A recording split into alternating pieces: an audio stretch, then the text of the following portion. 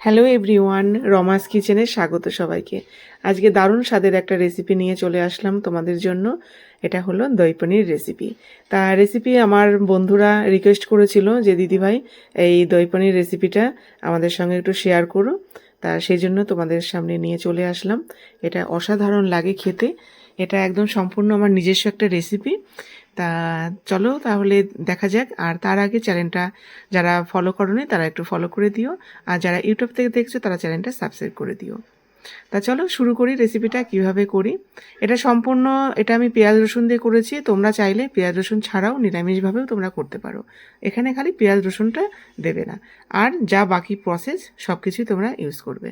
এখানে দেখো আমি পনিরগুলো কেটে নিলাম, 500 পনির নিয়েছি। আর তারপরে আদা রসুন আর হলো টমেটোটা গ্রেভি করানোর জন্য একটু টমেটোটা বেশি দিতে হবে, আর যেহেতু দই পনির করছি দইটাও একটু বেশি দিতে হবে। তা এখানে আমি দেখো বাটার নিয়ে নিলাম,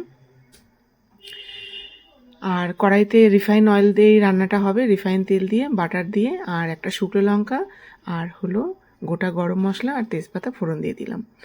দিয়ে বেশ এটা অল্প তেলেই আমি রান্নাটা করছি। কিভাবে দেখো, খুবই সুন্দর একটা টেস্টি রেসিপি একদম তৈরি হবে।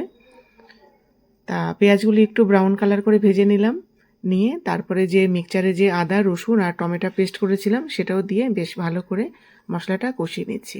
তারপরে দেখো দইটা বেশ খানিকটাই দই দিতে হবে, যেহেতু এখানে 500 গ্রাম পনির আছে। বড় চামচের 3 চামচ এখানে দই দিয়ে দিয়েছি। আর এখানে দেখো গোলমরিচ গুঁড়ো আছে, জিরে ধনের গুঁড়ো আর শুকনো লঙ্কার গুঁড়ো সামান্য একটু। যেহেতু পনির এটা মিষ্টি মিষ্টি একটু রান্নাটা হবে, ঝাল হলে ভালো লাগবে না, তাই এখানে কাশ্মীরি মির্চ পাউডারও দিয়ে বেশ ভালো করে মশলাটা আমি কষিয়ে নিলাম। আর হলুদ গুঁড়ো দিয়ে দিয়েছি। আর যখনই তোমরা টক দইটা দেবে, নয় গ্যাসের ফ্লেমটা অফ করে দেবে, আর না হলে একদম পুরো লোতে করে দইটা দেবে, না হলে দইটা কেটে যাওয়ার সম্ভাবনা থাকে। তারপর এখানে পনির মশলাটা দিয়ে দিলাম, আর এবার দিয়ে দিলাম কাসুরি মেথি, ক্রাশ করে কাসুরি মেথি দিয়ে দিলাম।